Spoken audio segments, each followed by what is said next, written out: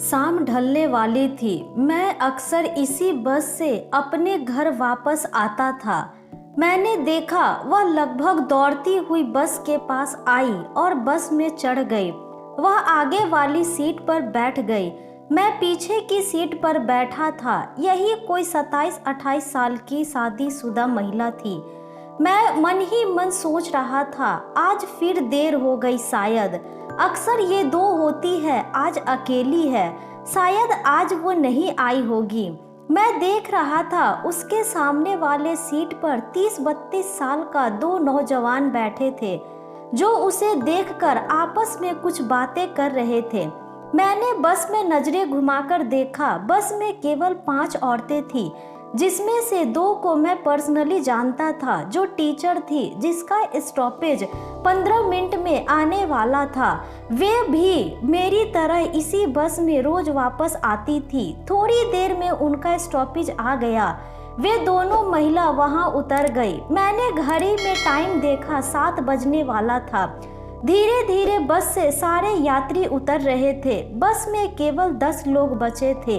तब मैंने महसूस किया वे 2 नहीं 4 थे। थोड़ी देर में 2 और महिलाओं का भी स्टॉपेज आ गया। वे तीनों भी उतर गईं। वापस में केवल एक महिला बस बच गई थी, एक बुजुर्ग व्यक्ति और मैं। चारों लड़के बार बार मेरी ओर देख रहे थे। शायद वे चारों मेरे बस से नीचे उतरने का इंतजार कर रहे थे। मैंने घड़ी में टाइम देखा, 8:30 बज रहा था। बस रुकी। यही मेरा स्टॉपेज था। यहाँ बस 10 मिनट रुकती थी। यह छोटा बाजार जैसा था। एक छोटा सा होटल या चाय की दुकान कह लीजिए। 2 पान गुमटी और भी छोटी मोटी दुकानें थी, लेकिन वे सब 8 साढ़े 8 बजे तक बंद हो जाती थी। यही एक चाय की दुकान और पान गुमटी अभी तक खुली रहती थी। मेरा घर यहाँ से थोड़ी दूरी पर था। रात में कोई वाहन नहीं मिलने के कारण मैं यहाँ से पैदल ही धीरे धीरे चलता हुआ अपने घर चला जाता था। कई बार कोई जान पहचान वाला मिल जाता तो उसके साथ गपशप करते हुए मैं यहीं रुककर चाय पीकर 9 बजे तक घर जाता था। लेकिन आज कोई जान पहचान वाला नहीं मिल रहा था। फिर भी मैं चाय की दुकान पर आकर खड़ा हो गया। मेरा मन अनजाने डर से आशंकित था। हालांकि ये मेरा वहम भी हो सकता था, क्योंकि उस महिला को घूरने के अलावा अभी तक और कोई हरकत नहीं की थी उन चारों ने। फिर भी मन क्यों आशंकित था पता नहीं।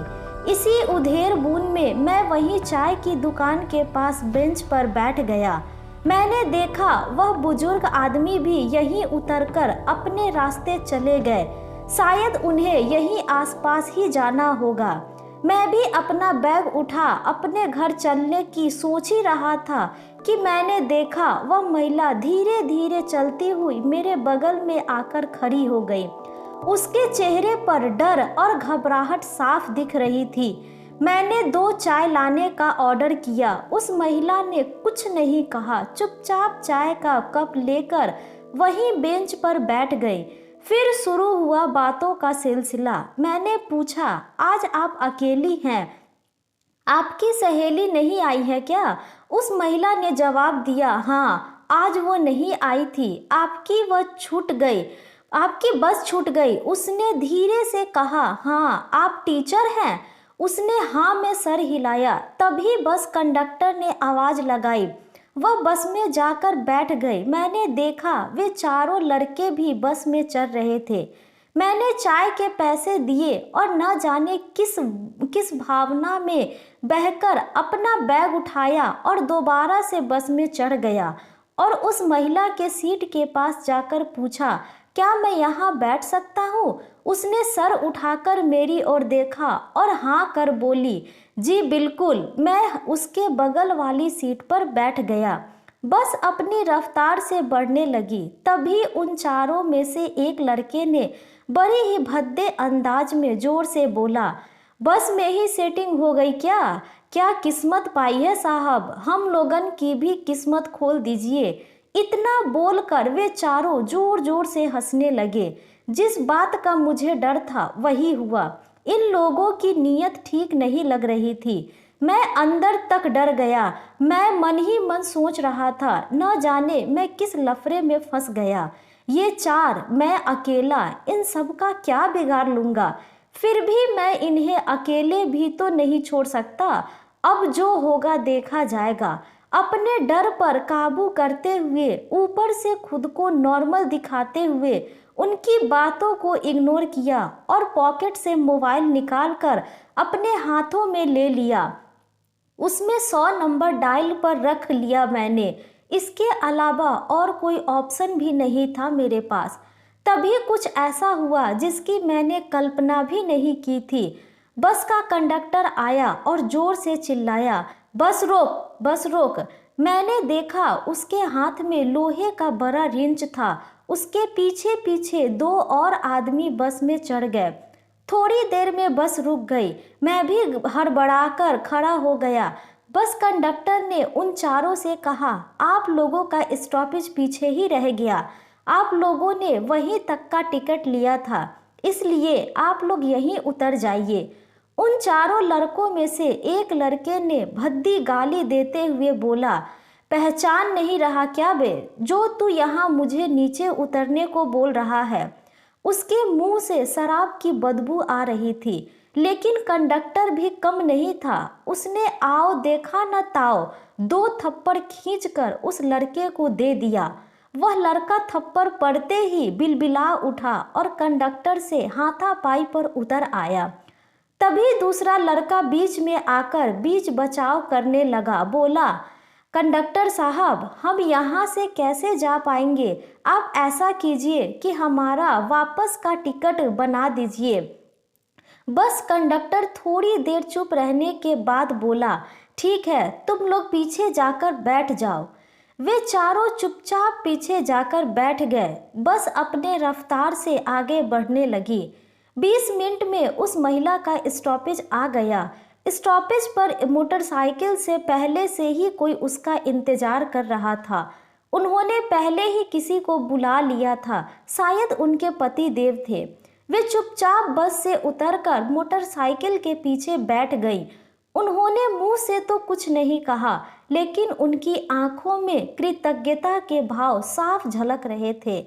मैं भी बस से नीचे उतर गया। यहाँ से मैं अपने घर कैसे जाऊँ ये सोच रहा था, क्योंकि वापसी के लिए कोई वाहन मिलेगा इसकी उम्मीद नहीं थी।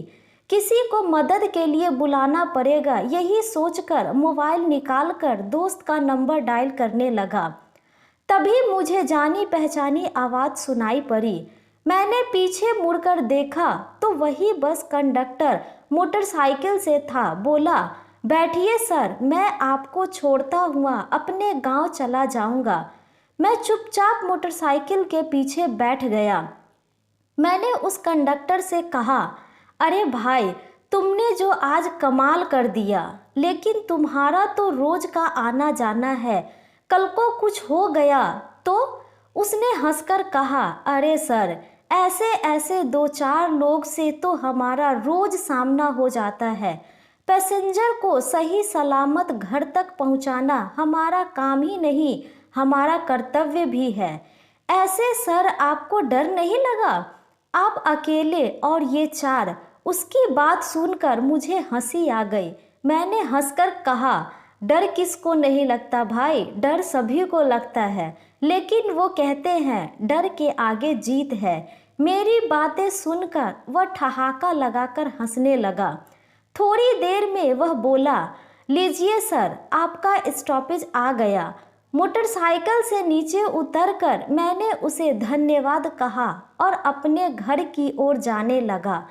तभी उस कंडक्टर ने कहा, एक बात कहूँ सर, आप जैसे लोगों के कारण ही इंसानियत जिंदा है, नहीं तो इन जैसे लोगों ने तो हमारी बच्चियों का जीना मुश्किल कर दिया है।